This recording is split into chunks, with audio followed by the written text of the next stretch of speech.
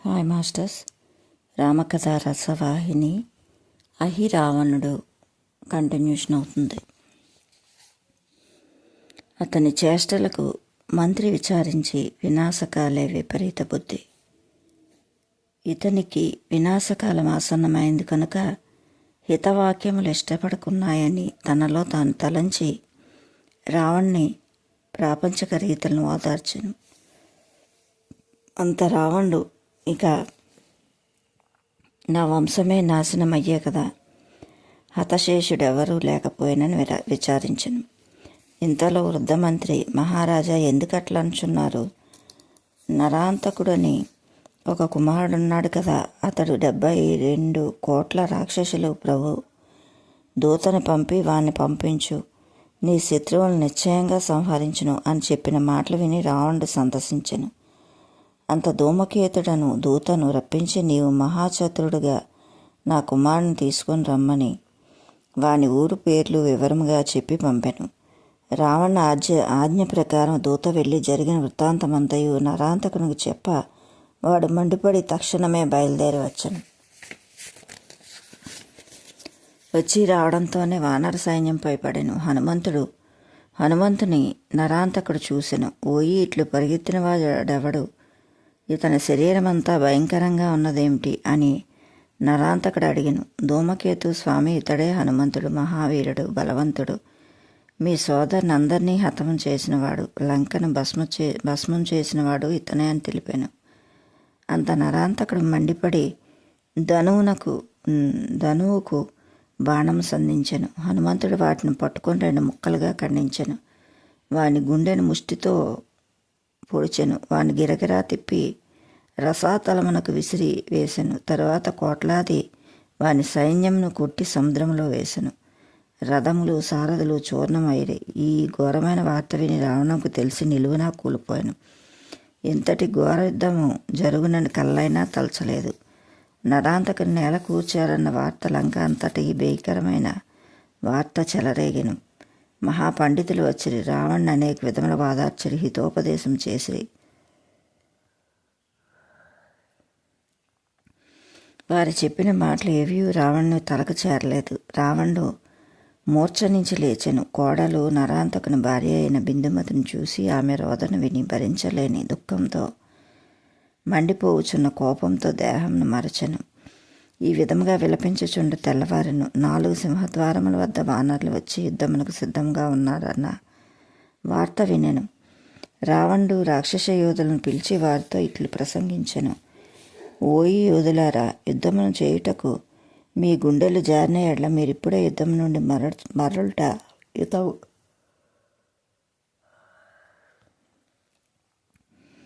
యుద్ధం చేయుచు నగరమునకు పారిపోయిన మంచిది కాదు.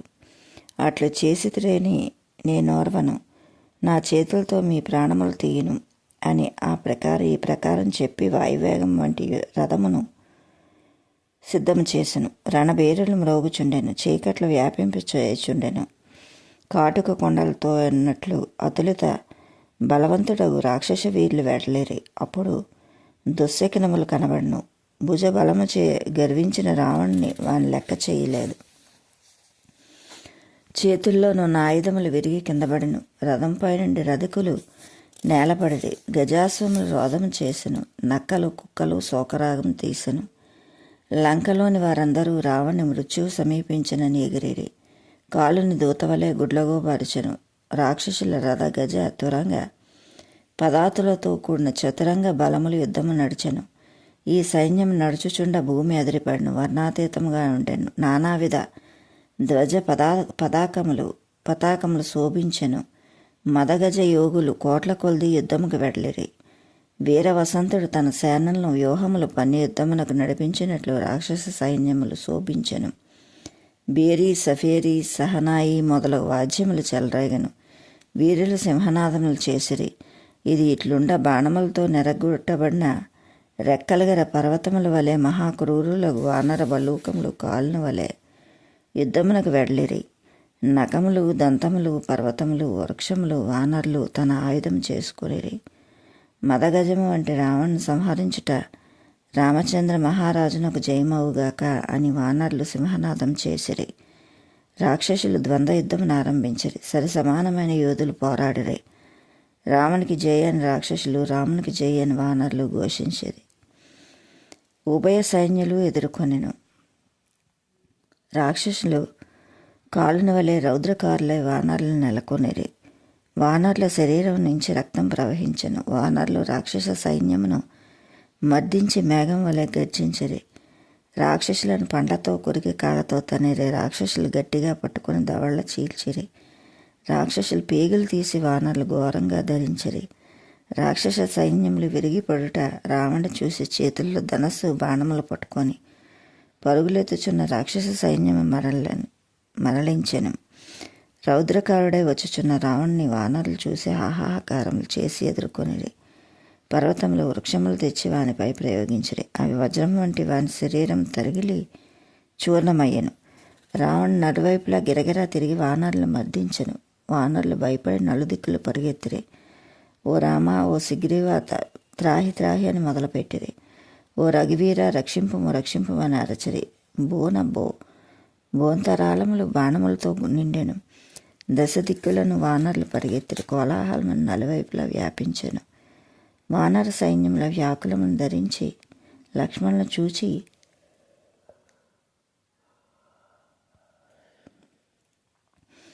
కోపముతో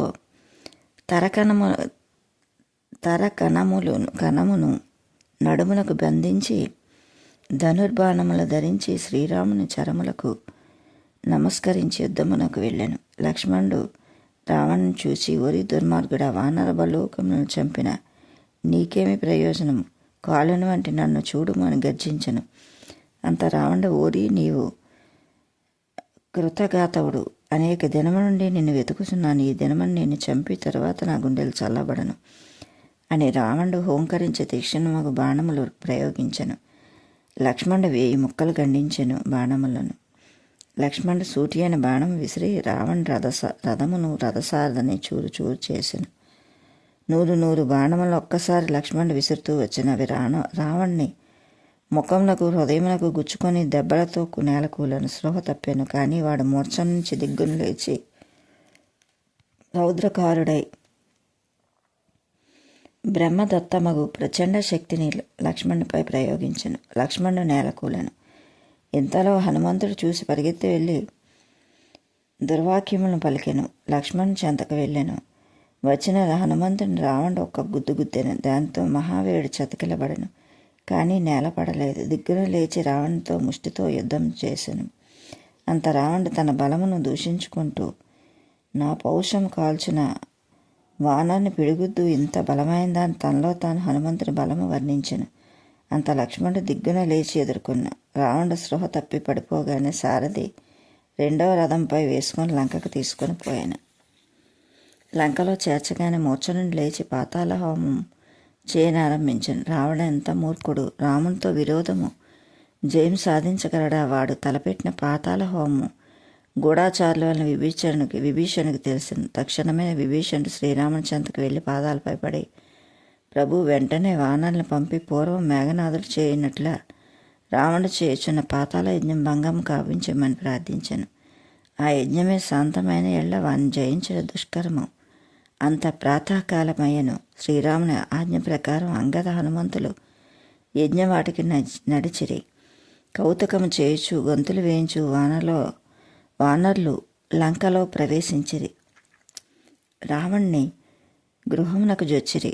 యజ్ఞ దీక్షతోనున్న రావణ్ చూసి, ఓరి లజ్జహీనుడా, రణమును వదిలి గృహమునకు పారిపోయి ధ్యానం చేయుచుంటూ కూర్చుంటివా అని హేళన చేయుచు అంగదుని వానితో కాలితో తన్నెను. రావణుడు స్వార్థపరుడై ఉండినందున వారిని చూడలేదు. అంత అంగద హనుమాదులు వారిని పళ్ళతో కొరికిరి, జుట్టు లాగిరి.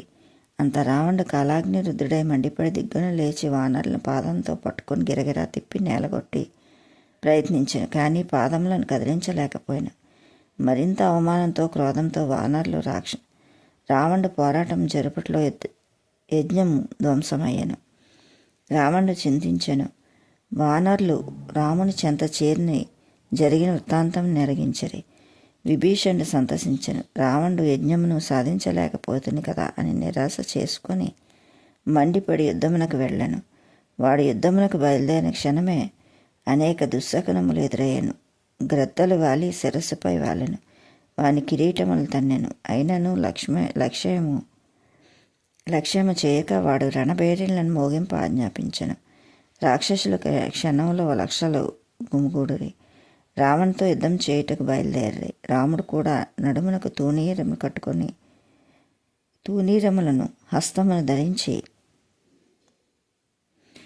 రాముడు కూడా నడుమునకు తూనీరములను హస్తమును ధనస్సును ధరించెను. ఆజానుబాహుడగు విశాల హృదయము గల శ్రీరాముడు యుద్ధమునకు నడిచెను. దేదీప్యమానంగా రణరంగమును వెలుగొడుచున్న శ్రీరాముని దివ్య మంగళ విగ్రహమును దేవతలు చూసి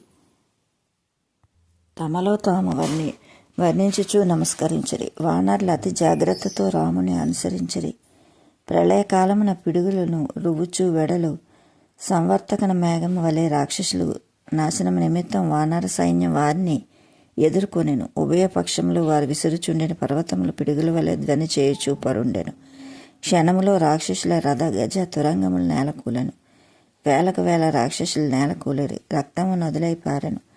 అంత రావణుడు రాక్షసులందరూ హతమార్రి, నేను ఏకాకిని, వానర బల్లూకము అనేకము, కనుక నేను రాక్షసమాయను విస్తరించేదనని తనలో తాను విచారించెను. రాక్షసమాయను రామునికి విడిచిపెట్టి తదితరులపై ప్రసరించెను. అంత రాముడు సంకల్పింప ఎక్కడ చూసినను రామలక్ష్మణులు అనేక కోట్ల వానరులుగా గోచెను. ఈ దృశ్యం రావణుడు చూసి తన మాయాశక్తి ఏమాత్రం ఉపయోగం లేదని లోన తర్కించుకున్నాను. Okay masters, like, share, subscribe. Thank you.